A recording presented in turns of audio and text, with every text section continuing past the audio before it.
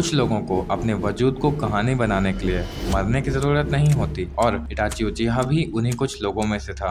उसके आने की खबर सुनकर ही लोगों की सांसें रुक जाती थी। वो लोगों को रोज दिखाई नहीं देता था, इसीलिए लोग हर रोज उसे देखने का इंतजार करते थे। और जब इंतजार खत्म होता था तब सिर्फ एक ही चीज होती थी, सन्नाटा।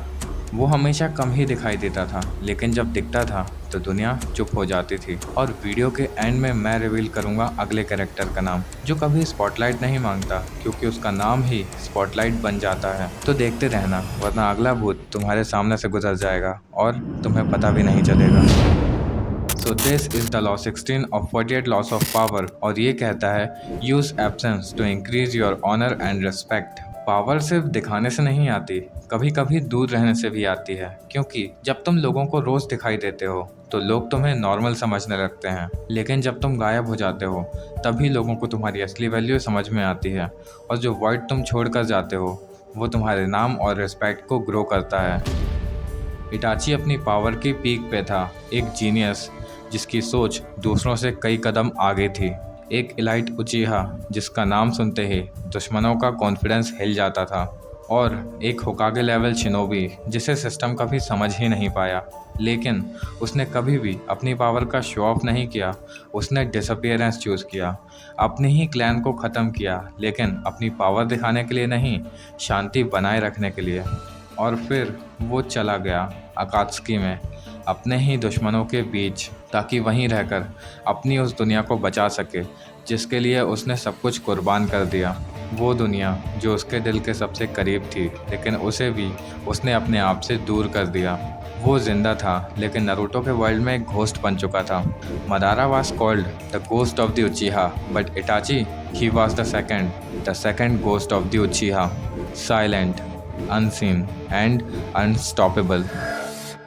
इटाची हमेशा स्क्रीन पर नहीं होता था, लेकिन जब वो आता था नारुतो, काकाशी, जिराया और इवन सास्के जैसे लोगों का तक रिदम हिल जाता था। वो ज़्यादा बोलता नहीं था, बस आंखों में देखता था, और लोगों को समझ में आ जाता था कि अगर इसे इग्नोर किया तो मौत तो पक्की है। इटाची ने हमेशा एक रूल फॉलो किया, जितना कम मिलोगे उतनी ही ज़्यादा वैल्यू बढ़ेगी। उसने अपनी पावर को ओवर एक्सपोज नहीं किया, बल्कि अपनी प्रेजेंस को प्रीमियम बनाया। वो हर जगह नहीं होता था, इसलिए जब भी उसका नाम आता था लोगों की सांसें थम जाती थीं। उसकी कमी हमेशा महसूस होती थी, और उसी एब्सेंस से उसने मिस्ट्री बनाई, और उसी मिस्ट्री से उसने फियर बनाया, और उसी फियर से उसने रिस्पेक्ट बनाई। साइकोलॉजिस्ट भी ये कहते हैं कि लोग जितना ज़्यादा तुम्हें देखते हैं उतना ही कम वो तुम्हें महसूस करते हैं। ह्यूमन ब्रेन फैमिलियरिटी को अंडर वैल्यू करता है, और इटाची ने अपने एब्सेंस से लोगों के डोपामिन को डिले किया, और जब वो फाइनली सामने आता था उसका इमोशनल इम्पैक्ट 10 गुना बढ़ जाता था। उसका नाम लेजेंडरी सिर्फ इसलिए नहीं बना क्योंकि वो स्ट्रॉन्ग था, उसका नाम लेजेंडरी इसलिए बना क्योंकि वो रेयर था।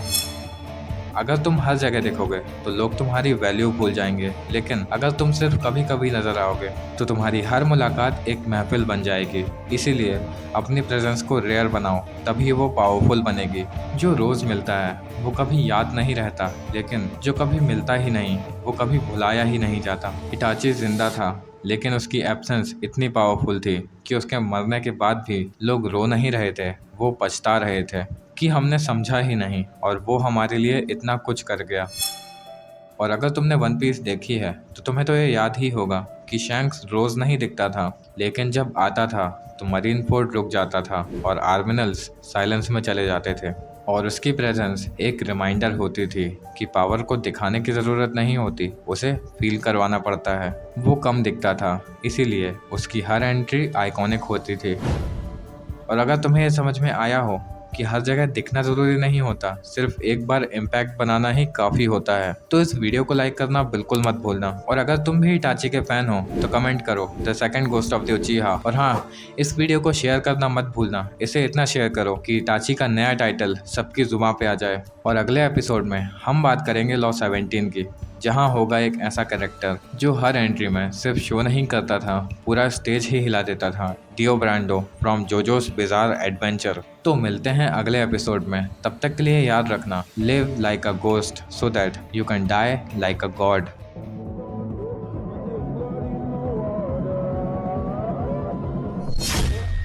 その車輪ガンお前はどこまで見えている。What you gonna do when that